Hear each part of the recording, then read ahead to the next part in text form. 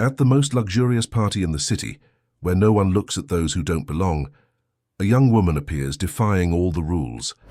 Coming from a world where luxury doesn't exist, she walks through that universe with steady steps and a gaze no one there could hold. In front of a lonely boy stuck in his wheelchair, she breaks the silence of stairs and offers an invitation that changes everything. Stand up and dance with me. If you love great stories, please subscribe to our channel and comment where you're from. We continue. The Hamptons Summer Charity Gala was the pinnacle of New York's social calendar, where old money and new tech fortunes converged in an ostentatious display of wealth and influence. The Miller Estate, a sprawling beachfront property with pristine gardens and a view of the Atlantic that alone was worth millions, had been transformed for the evening. Crystal chandeliers hung from temporary pavilions, champagne flowed endlessly, and the guest list had been curated with the precision of a museum exhibition, each person selected for their net worth, social standing, or political influence. Blake Miller, the 55-year-old hedge fund titan whose name adorned the estate's wrought-iron gates, stood by the entrance, shaking hands and accepting congratulations for another successful fundraiser. His smile never reached his eyes, a practiced expression he'd perfected over decades of such events. Tonight's gala was raising money for pediatric research, a cause that had become deeply personal to him over the past 2 years. "Blake, magnificent as always," said Senator Harrison, clapping him on the shoulder. "Your foundation's work is exemplary. I'd love to discuss the medical innovation bill we're pushing through committee next month." "Of course, Senator. My assistant will set something up," Blake responded automatically, his attention already drifting across the crowd, searching for his son. He found him where he expected, at the periphery of the dance floor, seated alone.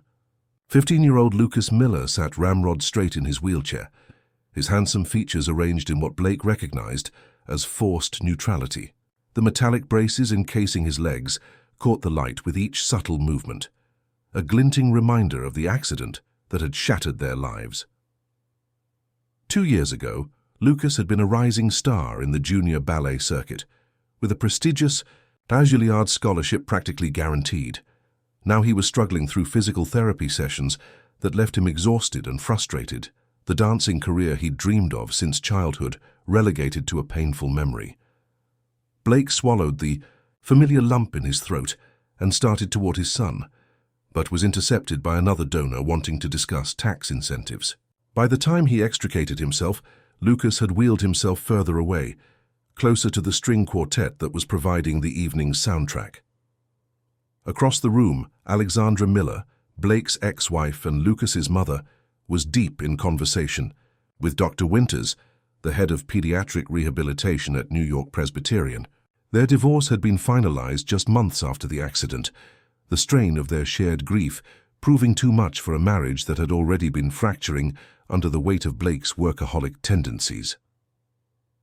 "The new exoskeleton technology is promising," Dr. Winters was saying, "but we need to be realistic about expectations."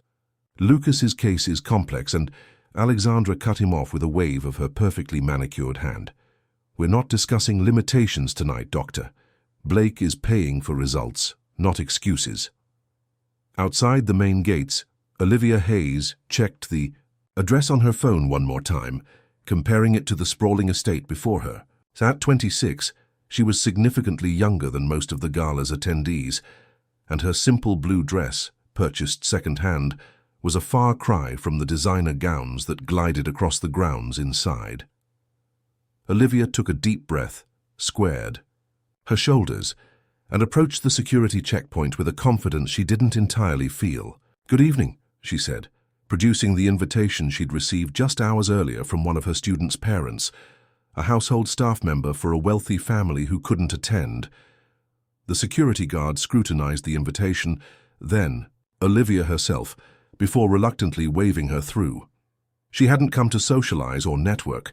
She needed to find Blake Miller, the man whose foundation had just rejected her grant application for the 3rd time without so much as a courtesy meeting.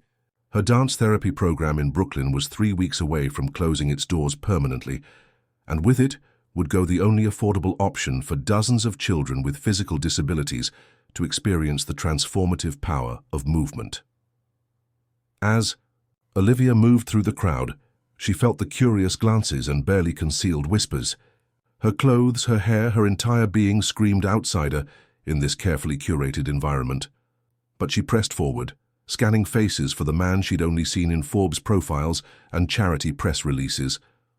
That's when she saw him. Not Blake Miller, but his son. She recognized Lucas from the file she'd compiled for her grant application, which included news clippings about the Miller family's personal connection to pediatric rehabilitation causes.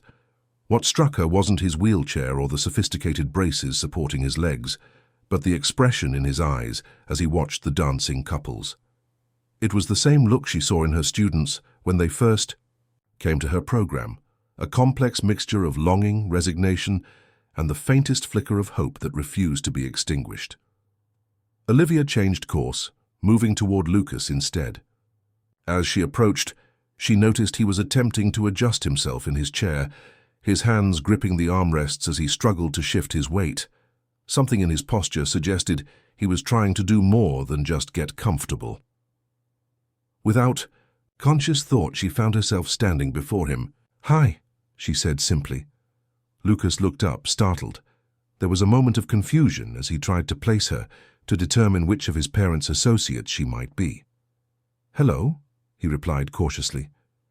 "The music's beautiful, isn't it?" Olivia gestured toward the quartet, who were beginning a new piece, something classical with a contemporary arrangement. Lucas nodded, his expression guarded. "Barber's adagio for strings, but with some modern elements." His assessment was precise, revealing a deep knowledge of music that Olivia immediately noted. "You have a trained ear," she said with genuine appreciation. "I used to dance," he replied, the words falling between them like stones into still water. Olivia held his gaze. "Used to?" Something shifted in Lucas's expression, a challenge perhaps, or defiance. "Obviously," he said, gesturing toward his legs. Instead of the sympathy or awkward retreat he clearly expected, Olivia smiled. "I don't see anything obvious about it. Dancing isn't just about legs." Lucas stared at her, caught off guard by her response. For a moment neither spoke, the social chatter and music swirling around them like a separate universe. Then, with a determination that seemed to surprise even himself, Lucas attempted to push himself up from his chair. His arms trembled with the effort, the braces on his legs creaking slightly as he tried to bear weight on them. He reached out one hand, not quite toward Olivia, but into the space between them, a gesture both hesitant and defiant. Across the room, Blake Miller had finally freed himself from conversations with donors and was making his way toward his son when he noticed the unfamiliar young woman standing before Lucas. He quickened his pace, a protective instinct flaring, but stopped short when he saw something he hadn't witnessed in 2 years. Lucas was trying to stand, and the young woman wasn't helping him. She wasn't reaching for his hands or trying to support him. She was simply standing there, meeting his gaze with an intensity that seemed to hold the entire room at bay. Then she spoke, her voice clear enough that Blake could hear it, despite the music and chatter. "Stand up and dance with me." 5 simple words, not, "Can I help you?" or "Would you like to try?" The questions Lucas had grown to despise, each one dripping with condescension, poorly disguised as concern. This stranger had offered neither pity nor assistance. She had offered an invitation, a challenge, a possibility. For a suspended moment, Lucas felt something crack open inside him, a door he'd believed permanently sealed.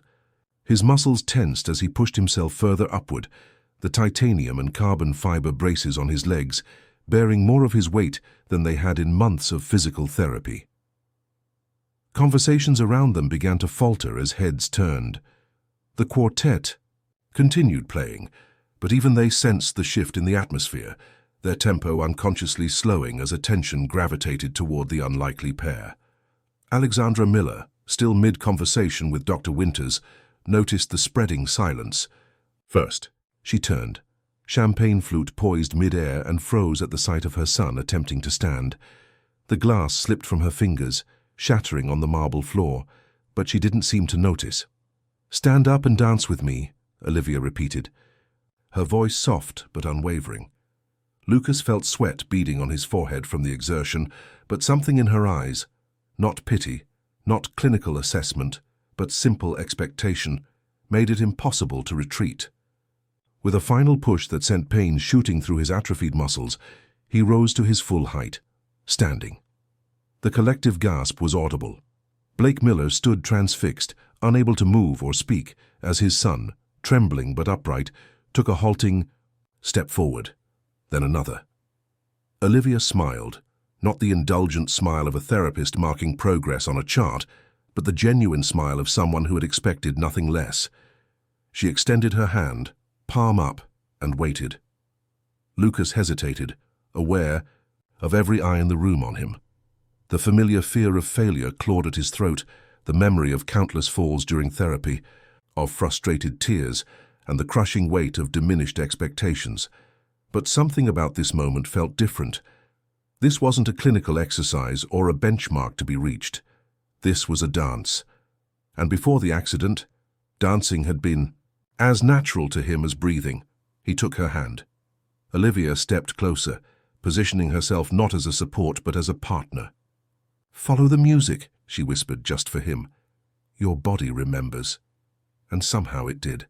Not the technical precision that had once made him a prodigy, but something more elemental, the basic human impulse to move in harmony with rhythm.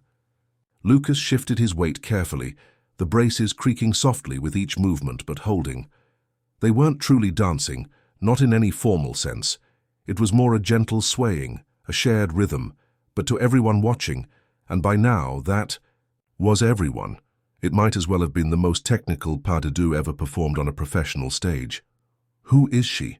Alexandra whispered to no one in particular, her voice barely audible. Dr. Winters shook his head, speechless. This defied every prognosis he'd given the Miller family, every careful management of expectations he'd insisted upon. Blake Miller found himself moving forward, drawn by a force he couldn't name. He stopped several feet away, unwilling to intrude on whatever miracle was unfolding. His son was dancing, awkwardly, painfully, beautifully dancing, with a young woman who had accomplished in 5 minutes what millions of dollars in specialized medical care had failed to do. For exactly 3 minutes and 27 seconds, the remainder of Barber's adagio, Lucas Miller danced. When the music ended, his legs finally gave way, but Olivia guided him back to his wheelchair with such fluid grace that it seemed a natural conclusion rather than a failure. Lucas was breathing hard, his face flushed with exertion, but his eyes, Blake noticed with a shock, were bright in a way they hadn't been since before the accident. There was life there again, a spark that had been missing for so long that its absence had become the new normal. As soon as Lucas was seated, Olivia squeezed his hand once, then straightened. "Thank you for the dance," she said simply, as if they'd just shared a perfectly ordinary waltz at a perfectly ordinary party. Then, without waiting for a response, she turned and began walking toward the exit, navigating through the stunned crowd with quiet determination. "Wait," Blake called out, finally finding his voice. "Please, wait." Olivia paused, turning back to face him. Recognition flickered in her eyes.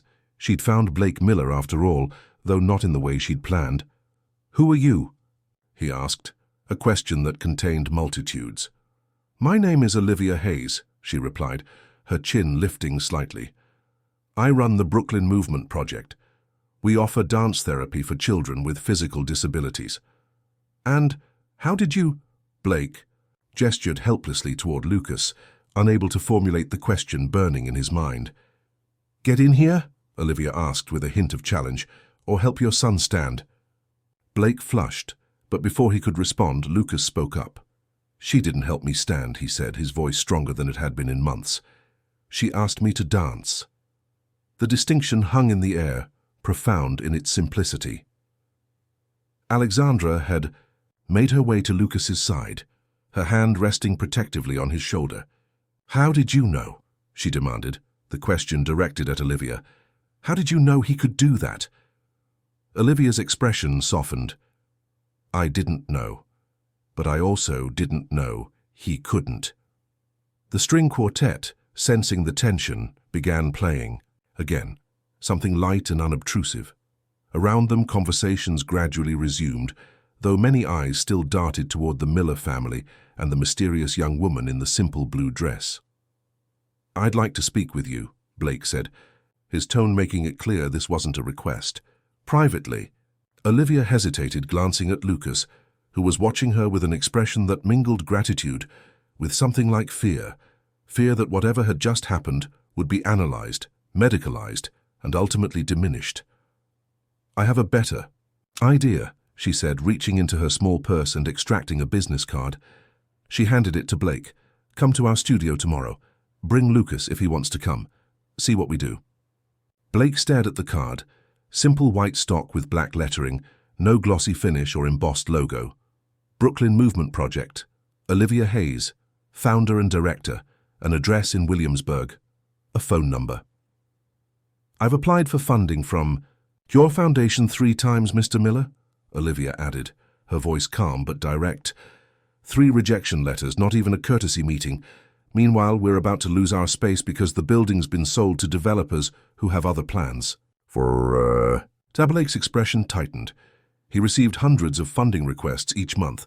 His staff handled most of them. He had no recollection of this particular project. "Tomorrow," he said finally. "What time?" "We have a session at 11, Olivia replied. "Come at 10:30. I'll show you around before the students arrive." With that, she nodded politely to Alexandra and smiled once more at Lucas. "It was nice meeting you, Lucas. I meant what I said. You're a natural." Then she turned and walked away, disappearing through the doors and into the warm summer night, leaving behind a room full of wealthy, powerful people struggling to understand what they had just witnessed. Lucas watched her go, then looked up at his father. "I want to go tomorrow," he said, with a firmness that brooked no argument. Blake nodded slowly, still clutching the business card. "Then we'll go." He looked at his ex-wife, expecting resistance, but Alexandra was staring at their son with an expression of bewildered hope. "We'll all go," she said quietly. As the gala continued around them, the Miller family remained in their own bubble, each lost in thought. Lucas ran his fingers over the armrests of his wheelchair, but his mind was elsewhere, on the feeling of standing, of moving to music, of being seen not as a medical challenge, but as a dancer. Tomorrow couldn't come soon enough.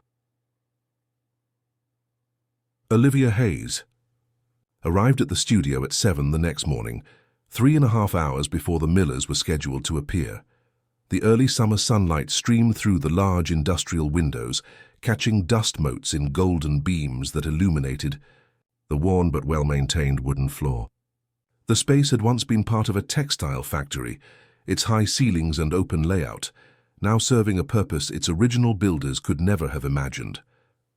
She moved methodically through her opening routine, checking the sound system, adjusting the portable bars, arranging the collection of scarves, ribbons, and percussion instruments that would be used in the day's classes. Each item had its purpose, carefully selected to encourage different types of movement and expression. "You're here early," a voice called from the doorway. Dr. Eleanor Washington stood with 2 coffee cups in hand, her silver-streaked hair pulled back in its usual neat bun. At 62, the former dance professor turned neuroscientist had been Olivia's mentor since her undergraduate days at NYU. "Couldn't sleep," Olivia admitted, accepting the offered coffee. "Keep thinking about what happened last night." Eleanor raised an eyebrow. "Your impromptu infiltration of the Miller Gala? How did that go?" "Not exactly as planned." Olivia took a sip of coffee, then set it down to continue arranging the studio. "I didn't get to make my pitch about the grant, but Blake Miller is coming here this morning. With his son." Eleanor nearly choked on her coffee. "Blake Miller coming here? What did you do, kidnap his pet goldfish?" Despite her nerves, Olivia laughed. "I danced with his son." She recounted the previous night's events, while Eleanor listened, her expression shifting from skepticism to wonder. "So you walked into a multi-million-dollar charity gala, approached a teenager you'd never met, and asked him to stand up and dance with you," Eleanor summarized when Olivia finished. "And it worked." It wasn't calculated, Olivia insisted. You should have seen his face, Elle. It was the same look Jimmy had when he first came here. The same look a dozen of our kids have had. That hunger to move, trapped behind fear and everyone else's expectations. Eleanor's expression softened. She had been there from the beginning, when Olivia was just a dance major with an idea sparked by her younger brother Jimmy's struggle with cerebral palsy. She had watched the Brooklyn Movement Project grow from a weekend volunteer program to a respected, if perpetually underfunded, therapeutic initiative. "Well," Eleanor said, straightening her posture in a way that reminded Olivia of the first ballet classes she'd taken under the woman's instruction. "We'd better make sure the place is presentable for royalty." By 10:15, the studio was as ready as it would ever be. The scuffed floors gleamed from a fresh mopping, the mismatched chairs along the wall had been arranged in a neat line, and the wall of photographs, showing students of various ages and abilities in moments of joyful movement, had been dusted and straightened. Eleanor had set up a small table in the corner with her research materials, medical journals featuring her published studies, data from the past 3 years of the program, and testimonials from neurologists who had observed remarkable progress in some of their patients who participated. At precisely 10:25, a sleek black Escalade pulled up outside the converted warehouse building. Olivia watched through the window as Blake Miller emerged first, dressed in what was probably his idea of casual clothing, tailored slacks and a button-down shirt that still managed to exude wealth. Alexandra followed, sunglasses obscuring her expression. Finally, a healthcare aide helped Lucas transfer from the vehicle to his wheelchair. Olivia took a deep breath and went to the street-level entrance to meet them. "Good morning," she said, holding the door open. "Thank you for coming." Blake nodded stiffly, his eyes already scanning the building's facade, taking in the peeling paint and the neighborhood's decidedly unstylish authenticity. Alexandra removed her sunglasses, her gaze analytical as she evaluated Olivia in daylight. Lucas, however, offered a genuine smile. "Hey," he said simply, wheeling himself forward. "The elevator's this way," Olivia said, leading them down a short hallway. "It's old but reliable." She caught Blake wincing at the elevator's creaking ascent to the 3rd floor, but chose not to comment. When they entered the studio, Eleanor stepped forward, extending her hand. "Dr. Eleanor Washington," she introduced herself. "I'm the research director for the Brooklyn Movement Project and a professor of neuroscience at Columbia University." Blake's expression registered surprise as he shook her hand. "Dr. Washington, I believe we met at the Neurological Innovation Conference last year." "Indeed we did, Mr. Miller. Your foundation's contribution to spinal cord research is commendable." While the adults exchanged pleasantries, Lucas wheeled himself further, into the space drawn to the wall of photographs. Olivia followed, giving him time to take in the images. Children and teenagers in wheelchairs with arms outstretched in dance positions, others with various mobility devices caught in moments of expressive movement, some supported by harnesses, that allowed them to experience weightlessness. "These are all your students?" he asked, his voice quiet. Olivia nodded. "Every single one." Lucas's eyes lingered on a photo of a girl about his age, her body contorted by what appeared to be severe scoliosis, her face transformed by a smile of pure joy as she held a pose with a long, flowing ribbon. "And they all dance?" "They all move," Olivia corrected gently. "Dance is just movement with intention. Some of our students can only move their eyes or a single finger, but with the right support, even those small movements become dance."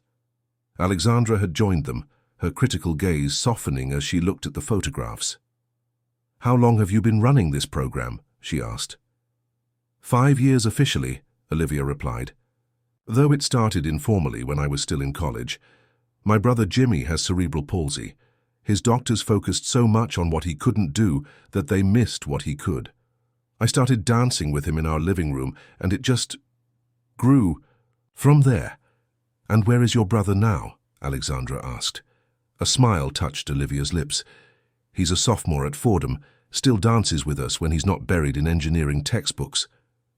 Before Alexandra could respond, Eleanor called them over to where she had set up her research materials. Mr. Miller, I was just explaining to your wife. Ex-wife, both Blake and Alexandra corrected simultaneously. Eleanor continued smoothly, the neurological basis for our approach. Traditional physical therapy tends to isolate specific muscle groups and movements, training the body through repetition. Our approach engages the brain's natural plasticity by connecting movement to music, emotion, and intention. Blake scanned the academic papers spread before him, his brow furrowed. You're saying dance is more effective than standard physical therapy? Not necessarily more effective, Eleanor clarified, but complementary in ways that can produce surprising results. Our preliminary studies show increased neural pathway development when therapy incorporates creative movement alongside traditional rehabilitation. And there's actual data to support this, Blake asked, his skepticism evident. Eleanor's smile was patient but firm. 3 peer-reviewed studies published in the Journal of Neurological Rehabilitation, Mr. Miller. Our approach has been documented to improve not only physical outcomes, but psychological well-being and social integration. While the adults continued their discussion, Olivia noticed Lucas examining the various adaptive equipment arranged throughout the studio, specially designed harnesses, modified dance bars, and lightweight mobility aids. Would you like to try any of it? She asked quietly, moving to his side. Lucas hesitated, then gestured toward a set of forearm crutches that were significantly lighter than the ones he used in therapy. Those look different. They're titanium, designed specifically for dynamic movement rather than just support, Olivia explained. One of our students' parents works in aerospace engineering. He adapted them. Lucas glanced toward the adults who were now deep in conversation about grant metrics and outcome measurements. Can I? He asked, his voice barely audible. Without drawing attention to them, Olivia brought the crutches over. The height might need adjusting, she said, helping him position them. Lucas gripped the handles, testing their weight. Then, with deliberate concentration, he engaged the brakes on his wheelchair and began the process of standing. Olivia remained nearby but didn't offer assistance, maintaining the same approach she had taken the previous night, present but not presumptive. When he was upright, balancing with the new crutches, Lucas took an experimental step, then another. His movements were hesitant but less labored than they had been with his usual equipment. They're lighter, he said, surprise evident in his voice. Try a third step, Olivia suggested quietly. But this time don't think about walking. Think about moving towards something you want. Lucas looked up, meeting her eyes, then glanced around the studio until his gaze settled on the sound system in the corner. He took a breath, then moved. Not just a step, but a more fluid motion that carried him further than he expected. A small sound of surprise escaped him, drawing the attention of the adults. Blake broke off mid-sentence, watching his son navigate the studio floor with an ease he hadn't demonstrated in any of his therapy sessions. Lucas, Alexandra began, automatically moving toward him, but Eleanor placed a gentle hand on her arm. Let him explore, the neuroscientist said softly. Watch what happens when we don't rush to help. For several minutes they all observed, as Lucas made his way around the perimeter of the studio, each movement becoming slightly more confident than the last. When he finally returned to where Olivia stood, his face was flushed with exertion, but his eyes were bright. It feels different, he said simply. Olivia nodded. That's because you're not just walking, you're moving with purpose. From the doorway, a new voice called out, Liv! We're early, but... The voice stopped abruptly as the speaker, a woman in her 30s with a young girl in a wheelchair, registered the presence of strangers. Olivia smiled reassuringly. Perfect timing, Megan. We were just finishing. Up a tour. She turned to the Millers. Our students will be arriving for class soon. You're welcome to stay and observe, or we can schedule another time to continue our conversation.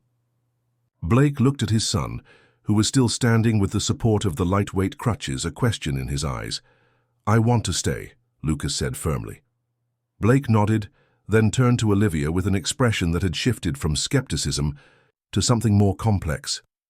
It seems we'll be staying.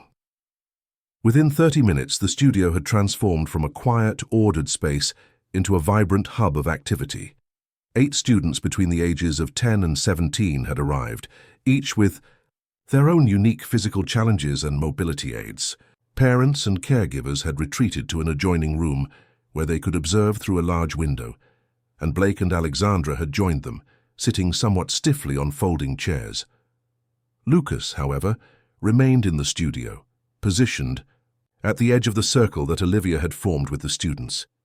His expression wavered between interest and apprehension as he watched the others greet each other with obvious familiarity. "Everyone, we have a new friend joining us today," Olivia announced, gesturing toward Lucas. "This is Lucas. He's here to observe, but if he feels comfortable, he might join in some of our activities." A chorus of hellos welcomed him, remarkably free of the awkward pity or exaggerated enthusiasm that usually characterized Lucas's introductions to new groups. These kids, he realized, saw nothing unusual about his braces or wheelchair. Here they were simply standard equipment. "Let's begin with our opening ritual," Olivia continued, moving to the center of the circle. "Remember, there's no right or a wrong way to do this. The only goal is to be present in your body, whatever that means for you today." She pressed a button on a remote, and gentle, rhythmic music filled the space. Then she began a simple sequence of movements, rolling her shoulders, extending her arms, and finally turning in a slow circle. "Now you," she invited, gesturing to the girl on her left.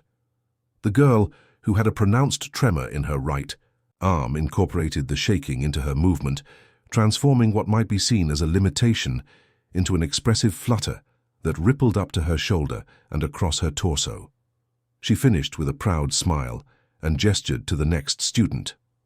One by one, each participant contributed a movement. A boy with leg braces, similar to Lucas's, performed a careful weight shift that made his upper body sway. A girl in a motorized wheelchair executed a precise series of turns, the whir of her motor becoming part of the percussive accompaniment to the music. Lucas watched, transfixed. This wasn't therapy disguised as fun, which had been his assumption. This was actual dance, intentional, expressive, genuinely creative movement that happened to accommodate different bodies and abilities. When the circle's attention reached him, Lucas hesitated. Olivia caught his eye and gave a small nod, not pressuring, just acknowledging that the space was his if he wanted it. After a moment's deliberation, Lucas wheeled himself slightly forward. He glanced at the lightweight crutches that now rested against the wall, then back at the circle of expectant but patient faces. Making a decision, he engaged his wheelchair's brakes, placed his palms on the armrests and with visible effort pushed himself upright. A murmur of appreciation went through the group, not for the standing itself, but for the deliberate choice to take a risk. Lucas took a deep breath, then extended one arm in a graceful port de bras, a remnant of his ballet training.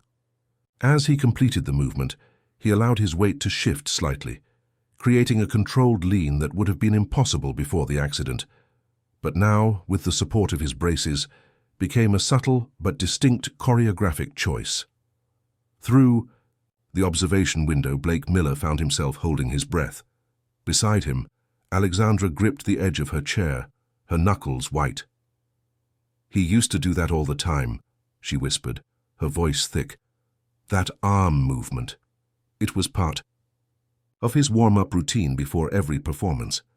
The opening ritual continued around the circle, culminating with Olivia integrating elements from each student's contribution into a brief, cohesive phrase of movement. "Excellent," she said warmly. "Now, today, we're exploring pathways, how we can move through space in ways that feel both challenging and comfortable." For the next 45 minutes, the class worked through a series of activities designed to explore different spatial patterns. Some exercises involved props, long stretchy bands that connected students to each other, colorful floor tape that created pathways to follow, lightweight scarves that extended their movement beyond their physical reach. Throughout it all, Lucas participated with increasing engagement. Sometimes he used his wheelchair, other times he stood with support, but most remarkably to Blake and Alexandra, he was smiling, a genuine expression that neither of them had seen consistently since before the accident. During a brief water break, Dr. Washington approached the observation window, addressing the watching parents. "What you're seeing," she explained, "is not just physical activity. We're activating neural pathways that connect movement to emotion, creativity, and social interaction. These connections can sometimes bypass damaged motor pathways, creating alternative routes for the brain to communicate with the body." "Like a detour around a roadblock," one parent suggested. Eleanor nodded. "Exactly. Traditional therapy often focuses on clearing the roadblock. We're building new roads entirely." Blake, who had been silently observing, finally spoke. "How do you measure success?" It was the question of a businessman, pragmatic and direct, but Eleanor didn't seem offended. "Multiple metrics, range of motion certainly, endurance, pain, reduction, but also quality of life indicators, social engagement, emotional well-being, self-efficacy." "And do all the students show improvement?" Alexandra asked, her eyes never leaving Lucas, who was now helping a younger boy maneuver, a scarf in wide, sweeping arcs. "Improvement is relative," Eleanor replied carefully. "Some experience significant physical gains. Others benefit more emotionally or socially. But yes, we track outcomes rigorously. The data supports that this approach offers benefits traditional therapy alone doesn't provide." Back in the studio, Olivia was introducing the final activity of the session. "Partners," she announced, and immediately the students began forming pairs with practiced ease. Lucas found himself approached by a girl about his age with leg braces similar to his own, though hers were decorated with elaborate stickers and painted designs. "I'm Zoe," she said with a direct gaze. "Want to work together? I've been coming here for 2 years so I can show you the ropes." Lucas nodded, unexpectedly grateful for her straightforward approach. "Thanks. I'm still figuring this out." Zoe grinned. "Aren't we all?" She positioned herself beside him. "For this part, we create a short sequence together. One person leads, then the other. The trick is finding movements that work for both our bodies." As Olivia circulated among the pairs offering suggestions and encouragement, Lucas and Zoe began experimenting. She demonstrated how she used her upper body strength to compensate for lower limb limitations, creating sweeping arm movements that gave the illusion of more mobility than she actually possessed. "Ballet, right?" she asked after watching Lucas attempt a modified port de bras. "I can tell from your arms. I did gymnastics before my accident." "Yeah," Lucas confirmed. "How did you end up here?" Zoe's expression turned reflective. "I was in a pretty dark place after the accident, angry, depressed. My mom dragged me here kicking and screaming." She laughed lightly. "Metaphorically kicking, obviously. Best thing she ever did, though I'd never admit it to her face." Lucas absorbed this, watching as the other pairs worked through their sequences. "Does it ever get easier living with this?" Zoe considered the question with seriousness it deserved. "Not easier exactly, different. When I was in the hospital, all anyone talked about was walking again, like that was the only thing that mattered. Here it's about moving, however you can, creating something beautiful with whatever you've got." She gave him a sidelong glance. "Plus, the showcase performances are pretty cool." "Performances?" Lucas echoed, something sparking in his eyes. "Twice a year. Nothing fancy, but we get to choreograph our own pieces, design costumes, the whole deal. My last one was to Beyoncé. Brought the house down." She demonstrated an upper body movement sequence with such attitude that Lucas couldn't help but laugh. Their conversation was interrupted as Olivia called the class back together for a final sharing. Each pair presented their brief composition, receiving enthusiastic support from the group. When it was their turn, Lucas felt a familiar flutter of pre-performance nerves, a sensation he'd thought he'd never experience again. He and Zoe had created a simple sequence that played to their strengths, his refined arm movements and her dynamic use of levels. As they completed the short phrase, the applause from their peers felt more meaningful than any standing ovation he'd received in his previous life. As the class concluded, the students gathered their belongings and began to depart, many stopping to introduce themselves to Lucas more formally and express hopes that he would return. The easy camaraderie among them was palpable, not the forced inclusion of a therapy group, but the genuine connection of shared experience.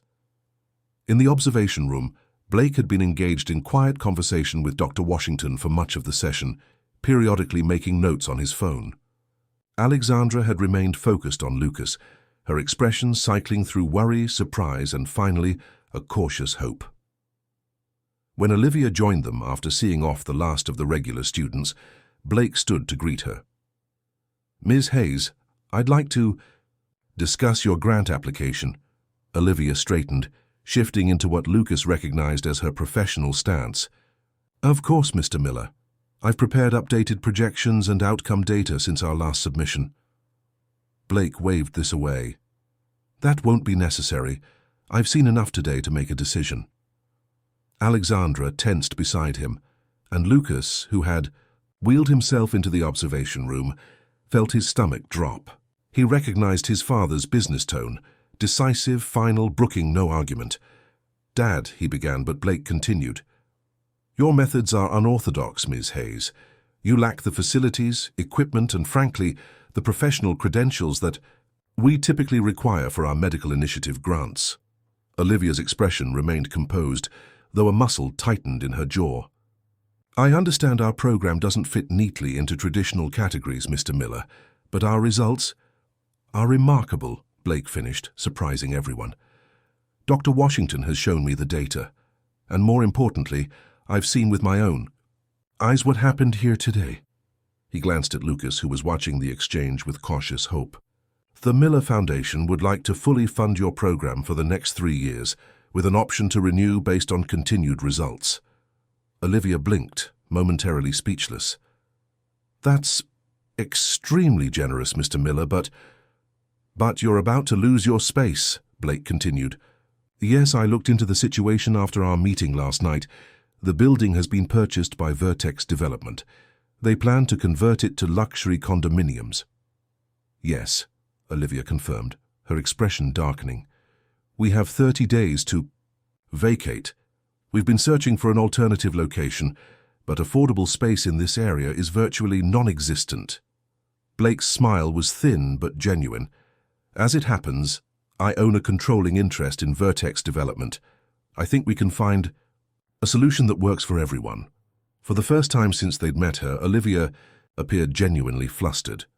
"Mr. Miller, I appreciate the offer, but I need to be clear about something. Our program isn't for sale. I won't compromise our approach or turn this into a vanity project, even for funding." Alexandra made a small sound of disbelief at Olivia's directness, but Blake's expression showed something like respect. "I'm not proposing to change your program, Ms. Hayes," he clarified. "I'm proposing to give it room to grow, on your terms." Lucas wheeled himself forward. "He means it, Olivia. When Dad gets that look, he's already made up his mind." He turned to his father. "But I have one condition." Blake raised an eyebrow, surprised by his son's assertiveness. "I want to join the program," Lucas stated firmly, "not as some VIP or special case, as a regular student. If that's okay," he added, looking to Olivia. She smiled, the tension in her shoulders easing slightly. "We'd be happy to have you, Lucas, but I want to be clear with all of you. Our goal isn't to fix anyone. It's to help each person discover their own way of moving through the world." "That," said Lucas with quiet certainty, "is exactly what I want." 3 months passed with remarkable swiftness. Summer faded into fall, bringing with it a transformation that went beyond the changing colors of the leaves in Prospect Park. The Brooklyn Movement Project, once hanging by a financial thread, was now secure in its funding and its future. Thanks to Blake Miller's intervention, not only had they kept their existing space, but they'd expanded into the adjacent unit, doubling their capacity and allowing for specialized equipment that had previously been beyond their budget. For Lucas, the changes were equally profound. He now attended classes 3 times a week, his progress subtle but undeniable. The lightweight crutches had become his primary mobility aid, his wheelchair used only when fatigue made it necessary. More significant than the physical improvements, however, was his re-emergence into the world of artistic expression. He had begun choreographing a solo piece for the Winter Showcase, working with Olivia to translate his classical ballet background into movements that honored his body's new reality. But as anyone who has experienced profound change knows, progress is rarely linear. "You're pushing too hard," Dr. Winters cautioned during Lucas's bi-weekly medical evaluation. The physician frowned as he reviewed the latest scan results, his office at New York Presbyterian, a stark contrast to the warm, creative environment of the Brooklyn studio. "There's inflammation in the lumbar region.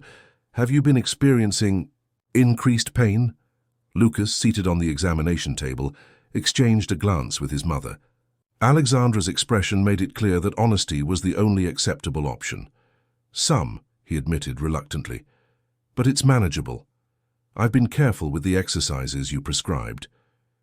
Dr. Winters removed his glasses, his expression grave. "Lucas, I've been your doctor since the day of the accident. I understand your enthusiasm for this dance program, but medical reality doesn't change because we wish it would. The hardware in your spine has limitations. The program is helping him," Alexandra interjected, her protective instinct flaring. "We've all seen the improvement." "I don't dispute that," Dr. Winters replied carefully. "The psychological benefits are obvious. And yes, there's been modest functional improvement. But dancing, even adaptive dancing, puts stress on the fusion sites. If we're not careful, we could be looking at another surgery." The word hung in the air like a guillotine. Blade. Another surgery would mean months of recovery, painful rehabilitation, and the potential loss of the progress Lucas had worked so hard to achieve. "What exactly are you suggesting?" Alexandra asked, her voice tight. "A step back," the doctor said simply. "Reduce the dance sessions to once a week. Increase traditional physical therapy, and most importantly, use the wheelchair for any activity lasting longer than 30 minutes. Lucas felt something cold and heavy settle in his stomach. "The showcase is in 6 weeks," he said, trying to keep his voice steady. "I'm choreographing a solo." Dr. Winters sighed, sympathy and frustration mingling in his expression. "Lucas, I understand this is disappointing, but we're talking about your long-term mobility. Sometimes we have to make difficult choices in the present to protect the future." The drive back to their Upper East Side apartment was silent, both mother and son lost in their own thoughts. When they arrived home, Lucas declined Alexandra's offer of lunch and wheeled himself directly to his room, closing the door with quiet finality. Alexandra stood in the hallway, her hand raised to knock, then lowered it again. Instead, she retreated to the kitchen and did what she always did in moments of crisis. "She," called Blake. "He's devastated," she said without preamble when her ex-husband answered. "Winters wants him to scale back the dance program." Blake's sigh was audible through the phone. "I was afraid of this. Eleanor mentioned the possibility when we discussed the medical oversight for the program expansion." "You knew," Alexandra's voice rose in accusation, "and you didn't think to mention it to me." "It was a theoretical concern, Alex, not a diagnosis," Blake defended himself. "Eleanor thought the benefits outweighed the risks, and frankly, so did I. This is the first time in 2 years that Lucas has been engaged with anything." Alexandra pressed her fingers to her temple, fighting a growing headache. "Well, now it's not theoretical. Winters showed me the scans. There's inflammation around the fusion sites. He's worried about hardware failure if Lucas continues at this pace." A heavy silence fell between them. Despite their divorce, Lucas's well-being remained the one thing that could instantly align their priorities. "I'll speak with Eleanor and—" "Olivia," Blake finally said. "There must be a way to modify his participation without removing him from the program entirely." "That's not good enough, Blake," Alexandra snapped. "This isn't about your new pet project or your guilt. This is about our son's health." The accusation hit its mark. Blake's voice cooled noticeably. "I'm aware of that, Alexandra. I'm trying to find a solution that addresses both his physical and emotional needs. Lucas isn't just a body to be maintained. He's a person with dreams and aspirations." "Dreams don't matter if he can't walk," she retorted, then immediately regretted the harshness of her words. "I'm sorry. I'm just scared." I know, Blake said, his tone softening. So am I. Let me talk to the experts. We'll figure this out. Together. After ending the call, Alexandra leaned against the kitchen counter, momentarily overwhelmed. The past 3 months had been a roller coaster of hope and anxiety. Watching Lucas rediscover his passion for movement had been joyous, but the constant fear of setbacks or further injury never quite subsided. And now, just when he seemed to be finding his way forward, another obstacle appeared. In his room, Lucas sat by the window, staring out at the city skyline without really seeing it. The familiar weight of limitation pressed down on him, all the heavier for having briefly believed he might escape it. His phone buzzed with a text, and he glanced at it automatically. Zoe, heard about the Dr. Aptitar medical establishment strikes again.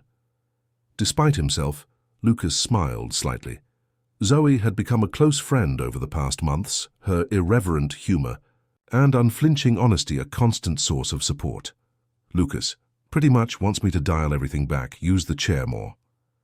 Zoe, doctor's mine wanted me to quit swimming, said it would mess up my spine. 3 years later, still swimming, spine still here. Lucas, this is different. My hardware has actual limits. Zoe, so work within them, change your solo, not your goals. Her straightforward response gave him pause. He'd been thinking of this as an all-or-nothing situation. Either he continued as planned or he gave up. Say entirely, but perhaps there was a middle path. Lucas, maybe how's your duet with Kevin coming along? Zoe, disaster. He keeps trying to lift me. I keep explaining that physics exists. The conversation shifted to lighter topics, and by the time Alexandra knocked on his door an hour later, Lucas's mood had improved marginally. Dad called, she said, sitting on the edge of his bed. He's speaking with Dr. Washington and Olivia about modifications to your program. Lucas nodded, unsurprised. I figured he would. Alexandra studied her son, noting the resignation in his posture. Lucas, I know this feels like a setback, but Dr. Winters isn't saying you have to stop entirely. He's just suggesting a more conservative approach.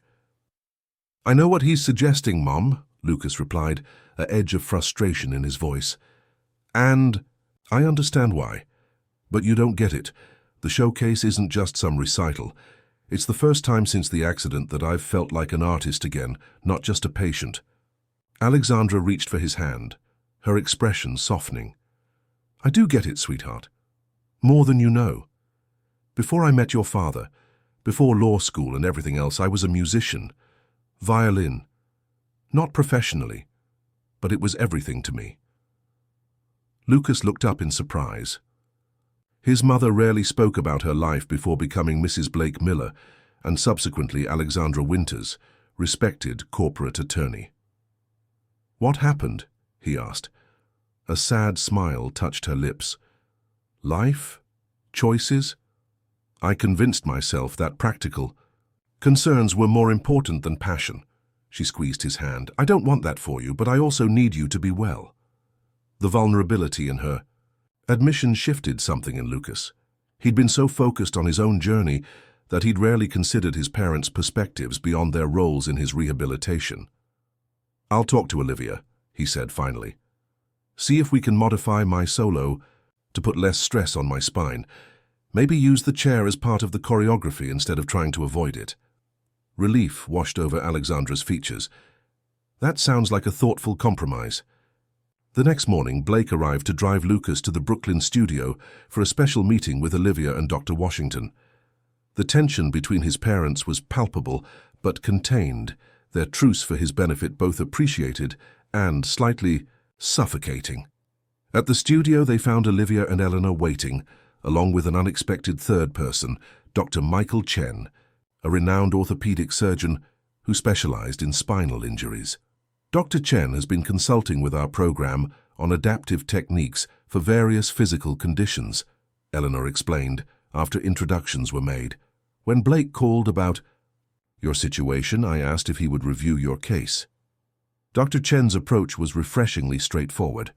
He reviewed Lucas's scans, asked specific questions about his pain levels and movement patterns, then observed as Lucas demonstrated some of the choreography from his planned solo.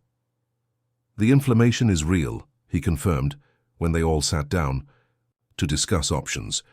But it's not necessarily indicative of impending hardware failure. It's a warning sign, one we should respect, but not a reason to abandon what's clearly beneficial activity. So what do you recommend? Blake asked, his businessman's instinct for clear action plans evident. Dr. Chen looked directly at Lucas. Modified choreography that reduces spinal extension, increased recovery time between sessions, and most importantly, listening to your body. Pain is information, not an obstacle to push through. What about the wheelchair? Alexandra asked. Dr. Winters was insistent about increased use. The wheelchair is a tool, not a prison, Dr. Chen replied. Using it strategically to conserve energy makes sense. Using it out of fear doesn't. Throughout the discussion, Olivia had been quietly observing, allowing the medical professionals to establish parameters before adding her perspective. Now she leaned forward, addressing Lucas directly. I think we can adapt your solo to incorporate these guidelines without compromising your artistic vision, she said. In fact, working within constraints often leads to more creative solutions. Some of the most innovative choreography comes from problem solving. For the first time since the medical appointment, Lucas felt a glimmer of hope. You think I can still perform? Olivia nodded. Absolutely, it won't be exactly what you originally planned, but it might be something even more powerful. Alexandra still looked concerned. And you're confident this won't risk further injury? There's always risk, Dr. Chen said honestly, in everything we do. The question is whether the potential benefit justifies it. In this case, with proper modifications and monitoring, I believe it does. The meeting continued for another hour, with specific recommendations outlined and a modified schedule created. By the end, a tentative plan had emerged, one that respected medical realities while preserving Lucas's artistic goals. As they prepared to leave, Blake pulled Olivia aside. Thank you, he said simply, for not giving up on this, on him. Olivia's expression was thoughtful. You know, when I started this program, I thought it was about teaching dance to kids with disabilities, but I've realized it's really about helping people recognize that adaptation isn't failure, it's evolution. Lucas isn't giving up on his dreams, he's reimagining them. Blake considered this, his gaze drifting to where Lucas was already discussing choreographic modifications with Dr. Washington, his earlier despair replaced by focused problem-solving. Evolution, Blake repeated quietly. I think we could all use some of that. 5 weeks before the showcase, the Brooklyn Movement Project faced an unexpected crisis. Olivia arrived at the studio early one morning to find a notice taped to the door. Despite Blake's intervention with Vertex Development, the building had been sold to another company, one with immediate demolition plans. The 30-day evacuation notice had been reduced to 14 with no possibility of extension. This doesn't make sense, Blake said when Olivia called him with the news. I have controlling interest in Vertex. Any sale would have required my approval. Well, someone approved it, Olivia replied, her voice tight with barely controlled panic as she watched Eleanor and their administrative assistant, Marco, frantically packing research materials. The notice is from Sterling Properties, and it's signed by their CEO, Thomas Blackwood. There was a long pause on the other end of the line. Blackwood, Blake repeated, his tone shifting from confusion to something harder. I know Tom. This isn't a coincidence. What do you mean? It's complicated. Corporate politics you don't need to worry about. The important thing is finding you a temporary space while I sort this out. But Olivia had worked too hard to build the program to accept vague reassurances. Mr. Miller, with all due respect, I do need to worry about it. We have 27 students who rely on this program, specialized equipment that can't be moved without proper planning, and a showcase in 5 weeks that represents months of work. If there's something going on that affects us, I need to know what it is. Another pause, then Blake sighed. Tom Blackwood and I have a history. He's tried to undermine several of my projects over the years. This is likely his way of getting back at me for outbidding him on the Hudson Yards development last spring. So our program is collateral damage in some corporate vendetta. Olivia's voice rose with indignation. "I'll fix this," Blake promised. "Just give me time." "Time is exactly what we don't have," Olivia retorted. "You need to buy the building back today." "Real estate transactions don't work that way, Ms. Hayes. Even with unlimited resources, there are legal processes." "Then, find us another space," she interrupted, "one that's ready immediately, with the necessary accessibility features and enough room for our equipment." Blake's voice took on the measured tone he used when dealing with difficult business associates. "I'm already looking into alternatives. In the meantime, I can arrange for storage for your equipment and perhaps some temporary studio rentals for essential sessions." "That's not good enough." Olivia's frustration finally boiled over. "These kids don't need essential sessions. They need consistency, structure, a place where they feel safe to explore and create. Do you have any idea what it took for some of them to trust this program? To believe it wouldn't disappear like every other support system they've depended on?" The studio door opened, and Lucas wheeled himself in, followed by Alexandra. They both stopped short at the obvious tension in the room. "I need to go," Olivia said into the phone. "Your son is here for his session. We'll continue this discussion later." She ended the call before Blake could respond. Lucas looked around at the partially packed boxes and the grim expressions on the staff's faces. "What's happening?" Olivia took a deep breath, forcing herself to find a calmness she didn't feel. "There's been a complication with the building. We need to vacate in 2 weeks." 2 weeks, Alexandra echoed, her legal mind immediately grasping the implications. "That can't be right. The agreement with Vertex guaranteed at least 6 months of occupancy while the new space was being prepared." "Apparently Vertex no longer owns the building," Olivia explained, her tone carefully neutral despite her inner turmoil. "It's been sold to Sterling Properties." Recognition flickered in Alexandra's eyes. "Thomas Blackwood's company?" Olivia raised an eyebrow. "You know him too?" Alexandra's expression turned grim. "Unfortunately, yes. This is about the Hudson Yards deal, isn't it?" "According to Blake, yes." Olivia ran a hand through her hair, a rare gesture of frustration from someone who usually maintained such composed professionalism. "But regardless of why it's happening, we need solutions, not corporate drama." Lucas had been quietly absorbing this exchange, his expression darkening. "So this is my father's fault," he concluded. "His business rivalry is destroying the program." "Lucas, it's more complicated than that," Alexandra began, but he cut her off. "Is it? Because it sounds pretty simple to me. Dad swoops in with his money and promises, turns our program into another Blake Miller project, and now his enemies are targeting it because of him." The bitterness in his voice hung in the air, a stark contrast to the enthusiasm he'd displayed in recent months. Olivia moved closer, her expression softening. "Lucas, I understand your frustration, but blaming your father won't solve our immediate problem." "Which is what exactly?" he demanded. "Finding another space that doesn't exist, postponing the showcase we've all been working toward for months, or just accepting that everything falls apart eventually, no matter how hard you try?" The last question revealed the deeper wound, not just anger at his father, but the resurfacing of the helplessness that had defined the early months after his accident.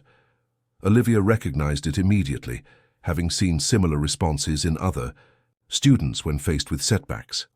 "The problem," she said firmly, "is finding a way to continue our work despite this obstacle. And yes, that might mean postponing the showcase or finding temporary solutions that aren't ideal, but what it doesn't mean is giving up." Lucas's expression remained mutinous, but before he could respond, Eleanor joined the conversation. "Actually," she said, "there might be another option. Columbia has a dance studio in their physical education complex that's being renovated. The work isn't scheduled to begin for another month. I could speak with the department chair about using it temporarily." Hope flickered across Olivia's features. "Would it be accessible?" Eleanor nodded. "It would need some modifications, but the basic infrastructure is there. The bigger challenge would be transportation for our students. Many of them rely on accessibility features of this neighborhood." "I could help with that," Alexandra offered unexpectedly. "My firm has a pro bono partnership with an accessible Transportation service. I could see if they'd be willing to provide shuttles for the duration. Olivia looked between them, the knot of tension in her chest loosening slightly. That would be incredibly helpful. Thank you. Lucas watched this, exchanged with conflicted emotions. Part of him was relieved that solutions were emerging, but another part, the part still raw with the unfairness of his situation, remained resistant. "And what about the showcase?" he asked. "Even if we get temporary space, we've lost rehearsal. Time. The choreography was designed for this specific studio." Olivia considered this, then made a decision. "We adapt, change the choreography to fit the new space. Maybe even incorporate the disruption into the narrative of the performance itself." "Just like that?" Lucas's tone was skeptical. "No, not just like that," Olivia admitted. "It will be hard, frustrating, possibly disappointing in some ways. But it will also be authentic. Real art comes from navigating challenges, not from perfect conditions." The studio door opened again, and this time it was Blake who entered, his expression unusually strained. He took in the scene, the half-packed boxes, the tense faces, his son's obvious anger, and for once, the confident billionaire seemed at a loss. "I've just spoken with Tom Blackwood," he announced without preamble. "The situation is complex, but I've secured a temporary extension, 30 days instead of 14. "That's still not enough time," Olivia began, but Blake held up a hand. "I know, which is why I've also expedited the preparation of the new facility we discussed. The construction team will work double shifts to have it ready within 40 days. In the meantime, I've leased a space in Dumbo that can serve as an interim studio. It's not ideal, but it's accessible and available immediately." Alexandra raised an eyebrow. "That was fast work, even for you." Blake met her gaze directly. "I called in several favors, and made some promises I'll need to keep." He turned to Lucas. "I understand you're angry, you have every right to be, but I'm doing everything I can to fix this." Lucas held his father's gaze, the tension between them palpable. "Why is this happening now? After everything was finally going right?" It was a child's question in some ways, demanding explanation for life's unfairness, but it cut to the heart of the matter. Blake crossed the room to sit in a folding chair near his son, bringing himself to eye level. "Because success attracts attention, both good and bad," he said simply. "What's happening here matters enough that someone wants to disrupt it. That's not a failure. It's a testament to its importance." Lucas absorbed this, his expression still guarded but the raw anger beginning to fade. "And the showcase, will we still be able to hold it?" Blake looked to Olivia, deferring to her judgment. She considered the question carefully before responding. "We'll need to push it back by 2 weeks, modify some of the choreography, but yes, the showcase will happen. I'll take care of notifying the venue and handling any contractual issues," Alexandra added, "and I can work with the parents to adjust transportation arrangements." Eleanor nodded. "I'll coordinate with Columbia about using their studio for specialized sessions that can't be accommodated in the interim space." Lucas watched as the adults mobilized, each contributing their particular expertise to solve the crisis. It was a different kind of choreography, not of bodies in space, but of resources, connections, and determination. Despite his lingering frustration, he found himself grudgingly impressed. "What can I do?" he finally asked. Olivia smiled, a genuine smile despite the stress lines etched around her eyes. "You can help me redesign the showcase program. If we're changing venues and pushing the date, we need to rethink the overall flow." And Blake added with uncharacteristic hesitation, "I could use your help communicating with the other students. They trust you. If you're on board with these changes, it might help them adjust." Lucas looked between his parents and Olivia, aware that something significant had shifted. They weren't just making decisions for him. They were asking him to be part of the solution, to use his voice and influence for the good of the program he'd come to care about deeply. "Okay," he said finally, "but I want to be involved in all of it. No more decisions about the program without input from the students who depend on it." Blake nodded, accepting the implicit criticism in his son's words. "That's fair.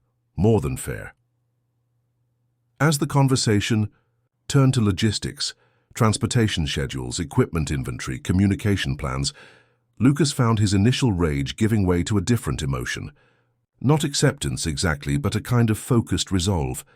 The crisis wasn't over, and the path forward wasn't clear, but something about facing it together made it feel less overwhelming.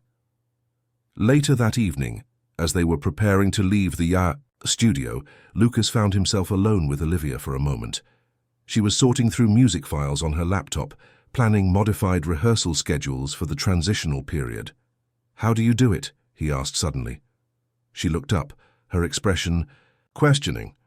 "Deal with setbacks like this," he clarified, "without giving up or falling apart." Olivia considered the question with the seriousness it deserved. "I remind myself why we started in the first place. When I see what this program means to our students, what it means to you, temporary. Obstacles seem less important." Lucas nodded slowly. "When I first came here, I thought it was about learning to dance again, but it's not really about that, is it?" "What do you think it's about?" Olivia asked, turning the question back to him. Lucas was quiet for a moment, gathering his thoughts. "It's about finding a way forward when the path you planned isn't available anymore. About creating something new instead of just mourning what's lost." Olivia smiled, a genuine expression that reached her eyes despite the exhaustion evident in her posture. "Exactly, and that's a lesson that extends far beyond dance." As they finished packing up for the day, Lucas found himself reflecting on the past months. Not just the physical progress he'd made, but the deeper shift in how he viewed himself and his future. The showcase might be delayed, the location uncertain, but the purpose behind it remained clear. And perhaps that was the most important choreography of all, the internal movement from despair to possibility. The new Brooklyn Movement Project Center stood as a testament to transformation. What had once been an abandoned community theater in Boerum Hill had been reimagined as a state-of-the-art adaptive dance facility, complete with specialized flooring, adjustable bars, and integrated harness systems. The renovation had been completed in record time, 52 days from acquisition to opening, thanks to Blake Miller's considerable resources and newfound dedication to the project. But the true miracle wasn't the building itself, it was what was happening inside it. 5 minutes to places, Olivia called, moving through the backstage area where 23 performers were making final adjustments to costumes, checking mobility aids, and supporting each other through pre-performance jitters. The winter showcase, delayed by nearly a month from its original date, had finally arrived. In a quiet corner, Lucas sat in his wheelchair, eyes closed in concentration. He'd chosen to begin his solo seated, a choreographic decision that had evolved from necessity into artistic intention. The lightweight crutches that would become part of his performance rested against the wall beside him. "Nervous?" Zoe asked, wheeling up next to him. Her costume, a striking combination of flowing fabric and structural elements that highlighted rather than hid her mobility aids, caught the light as she moved. Lucas opened his eyes, offering a small smile. "Terrified, but in a good way." "That's how you know it matters," she replied with the straightforward wisdom that had become her hallmark in their friendship. "Your parents here?" "Front row," Lucas confirmed. "Together, which is weird enough. On its own. Dad's brought half his executive team plus some medical foundation people. Mom's trying to pretend she's not stressed about the whole thing." Zoe laughed. "Sounds about right. My whole extended family is out there, including my grandmother, who still thinks dance is just for normal people. Can't wait to blow her mind." Their conversation was interrupted as Eleanor Washington approached, tablet in hand. "Final checks, everyone. Lucas, the modification to your harness release is secure. Remember to give it a quarter turn, not a half, when you transition." Lucas nodded, having practiced the movement countless times in rehearsal. The adaptive equipment had been custom designed for his piece, allowing him a safety backup for some of the more challenging movements without visibly restricting his range of motion. "Dr. Chen is in the audience," Eleanor added. "He's particularly interested in your application of the modified technique we developed." The knowledge that his performance would be evaluated not just artistically but medically might have added pressure once. Now Lucas simply accepted it. As part of his new reality, his dancing would always exist at the intersection of art and adaptation, and there was a different kind of beauty in that confluence. "Places, everyone," Olivia called again, her voice carrying the perfect balance of authority and encouragement that had guided them through the tumultuous weeks of transition. The performers began moving toward the stage entrance, a carefully choreographed procession that accounted for various mobility needs. Lucas took his position in the sequence, accepting a supportive squeeze on the shoulder from Marco, who would be operating some of the adaptive equipment from offstage. In the theater, the house lights dimmed. Blake Miller shifted in his seat, unusually tense for a man accustomed to high-stakes business negotiations. Beside him, Alexandra reached over and briefly touched his hand, a small gesture of solidarity that would have been unthinkable months earlier. "He'll be wonderful," she whispered. Blake nodded, not trusting himself to speak. These past months had changed him in ways he was still coming to understand.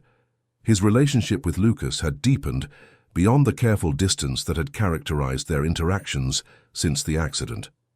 More surprisingly, his professional focus had shifted as well. The Blake Miller Foundation had launched a major initiative supporting adaptive arts programs nationwide, with the Brooklyn Movement Project as its flagship model. On his other side sat Thomas Blackwood, whose presence in the audience represented perhaps the most unexpected development of all. The corporate rivalry that had threatened the program had transformed through a series of tense negotiations and eventually a genuine meeting of minds into a collaborative partnership. Sterling Properties and Miller Enterprises were now jointly developing accessible housing units adjacent to the new center, with specialized features designed in consultation with program participants. The theater fell completely silent as Olivia stepped onto the stage. Dressed simply in black, she addressed the audience with quiet confidence. "Welcome to the winter showcase of the Brooklyn Movement Project. What you're about to witness is not just a performance, but a celebration of possibility. Each artist you'll see tonight has faced unique challenges. Each has discovered their own way of moving through the world. We don't ask you to applaud their courage or their difference. We ask you to recognize their artistry." She paused, allowing her words to settle. "Our theme this year is redirection, finding new pathways when the expected route is no longer available. It's a theme that became unexpectedly personal for our community when we faced the loss of our original space. What you see tonight has been created amidst transition and uncertainty, and perhaps that makes it all the more authentic." With a simple nod to the technicians, Olivia exited the stage. The lights shifted and the first performance began, a group piece featuring the program's youngest participants, ages 8 to 12, moving with evident joy to a contemporary arrangement of Vivaldi's Four Seasons. Blake watched, genuinely moved by the children's uninhibited expression. There was something profound in their movement, not despite their physical differences, but because of the unique perspectives those differences created. One child, whose cerebral palsy affected her right side, had transformed her asymmetrical mobility into a captivating signature style. Another, using a specialized rolling platform, created sweeping patterns across the stage that the standing dancers incorporated into their own movements. The program progressed through solos, duets, and ensemble pieces. Some were technically impressive, others emotionally powerful in their simplicity. Throughout, the audience responded with increasing enthusiasm, their initial uncertainty giving way to genuine appreciation for the artistic merit of what they were witnessing. When it was time for Lucas's solo, a hush fell over the theater. The stage darkened completely. Then a single spotlight illuminated him in his wheelchair, positioned center stage. The music began, not the classical piece he might have chosen before the accident, but a contemporary composition with elements of both electronic and orchestral sound. For the first full minute, Lucas remained seated, his upper body creating a vocabulary of movement that was both technically precise and emotionally expressive. Then, with deliberate focus, He began the transition they had rehearsed countless times, moving from the chair to standing with the support of his specialized crutches. In the audience, Alexandra held her breath. Blake reached for her hand without thinking, and she gripped it tightly. This moment, the standing transition, had been the most physically demanding aspect of the choreography, the one Dr. Chen had monitored most closely in rehearsals. Lucas executed it flawlessly, his months of training evident in the controlled strength of his movement. Once upright, he began a sequence that incorporated the crutches not as medical devices, but as extensions of his artistic expression, sometimes supporting his weight, sometimes used as choreographic elements in their own right. The piece built in complexity and emotional intensity, telling without words the story of his journey, not just from seated to standing, but from loss to rediscovery. In the final sequence, Lucas moved to the edge of the stage where a bar had been positioned. With a carefully practiced movement, he released the harness that had provided backup support, set aside the crutches, and for precisely 30 seconds stood unassisted, using the bar only as dancers had used it for centuries, as a point of alignment rather than support. Those 30 seconds, representing months of work, pain, determination, and the collaboration of medical professionals, movement specialists, and Lucas's own unwavering commitment, created a silence in the theater so profound it seemed to have physical weight. It wasn't about the standing itself, but what it represented. Possibility discovered within limitation, not in denial of it. As the music reached its conclusion, Lucas returned to his wheelchair, not as a defeat, but as a choreographic choice, the circular narrative of the piece completing itself. The final image of Lucas seated once more, but with his posture transformed by the journey the audience had witnessed, faded to darkness. For a moment, no one moved or made a sound. Then the applause began, tentative at first, then building to a thunderous ovation as the lights came up, and Lucas acknowledged the audience with the quiet dignity that had become his hallmark. Blake found himself on his feet without consciously deciding to stand, his vision blurred with unexpected tears.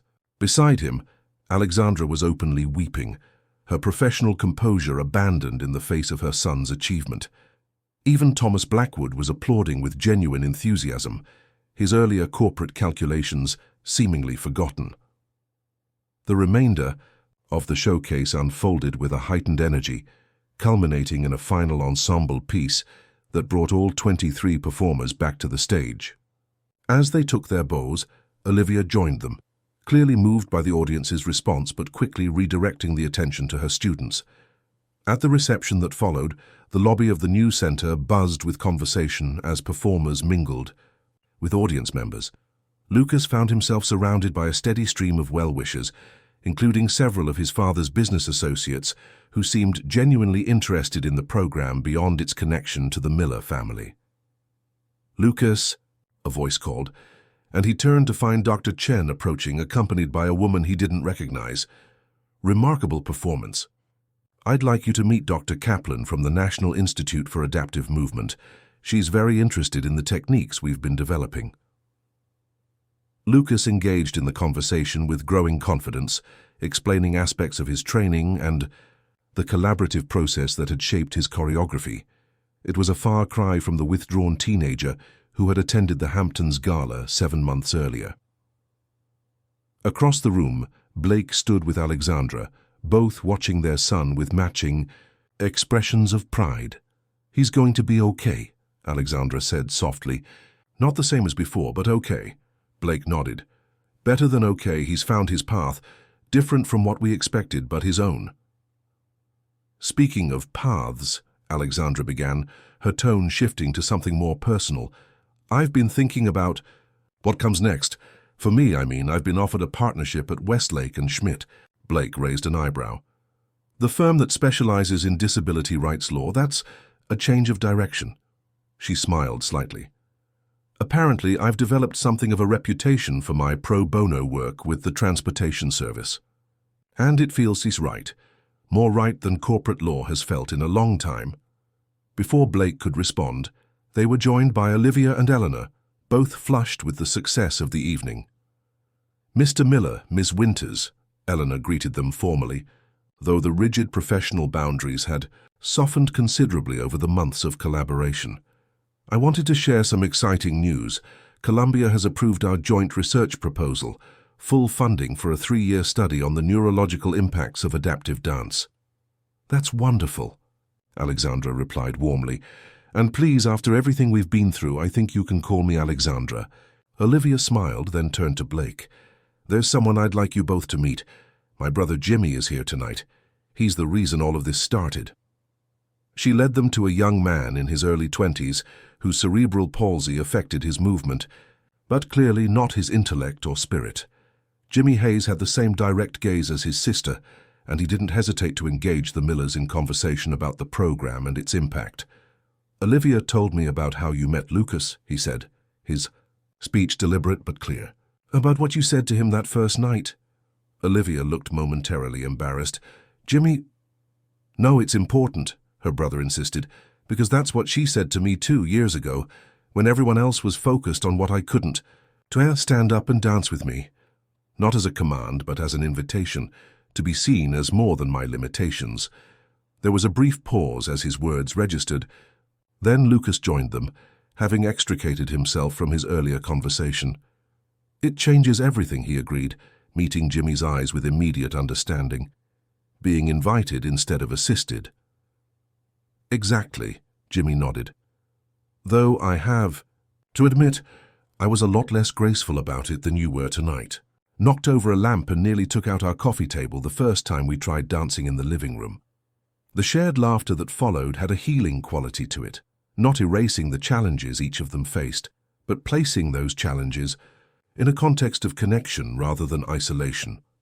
As the evening wound down, Lucas found a moment alone with Olivia near the new studio's large windows, which overlooked a small courtyard already being prepared for accessible gardens in the spring. Never thanked you properly, he said, for that night at the gala, for seeing something in me that I couldn't see in myself. Olivia shook her head. I didn't see anything that wasn't already there, Lucas. I just refused to see only what wasn't. Lucas considered this distinction. Well, either way, thank you. You're welcome, she replied simply. Then with a hint of her characteristic directness, she added, So what's next, now that you've conquered your first showcase? He smiled, realizing he had an answer ready. Not a complete roadmap, but a direction. I've been talking with Zoe and some of the others about starting a student mentorship program for kids who are newly injured or diagnosed, using dance as a way to help them see possibilities instead of just limitations. Olivia nodded, clearly pleased, but not surprised. The program could use that kind of peer leadership. And, Lucas continued, I'm thinking about applying to college next year, maybe double major in dance and physical therapy, create my own path. I think that sounds perfect, Olivia said, and somehow not at all surprising.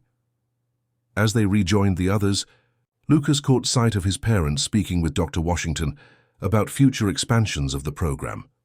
He observed the way they interacted now, not the tense, formal communication of the early days after their divorce, but something more collaborative, united by a shared purpose that transcended their personal history. The building around them, with its thoughtfully designed spaces and atmosphere of possibility, represented not just a physical location, but a philosophy. That adaptation wasn't a lesser alternative to normal, but its own valid and valuable path forward. In a few days, they would begin preparations for the spring semester. New students would join the program, bringing their own unique challenges and perspectives. Research would continue, expanding the understanding of how movement, music, and artistic expression could create neurological pathways that conventional therapy alone couldn't access. But for tonight, it was enough to have reached this milestone, not just the successful showcase, but the community that had formed around it. A community that had begun with 5 simple words, spoken by a young woman who refused to see limitation where others saw only impossibility. Stand up and dance with me. And he had stood. Fim da Historia. Dear listeners, we hope that Lucas and Olivia's journey has touched your heart as deeply as it has touched ours. The power of an invitation, of being truly seen beyond our limitations, can transform lives in ways we never imagined possible. If you've been moved by this story of resilience and rediscovery, we've created a special playlist with equally inspiring narratives that explore the human capacity for growth and connection. Find it by clicking the link to your left. Did this story resonate with you? Don't forget to subscribe to our channel and give this video a thumbs up. Every day, we bring you unique stories that explore the complexity and beauty of the human experience. Join our community in the comments section below. We'd love to hear your thoughts on Lucas's journey and what it means to find your own path forward when life takes an unexpected turn. Thank you for listening, and remember, sometimes the most powerful words we can hear are "stand up and dance with me."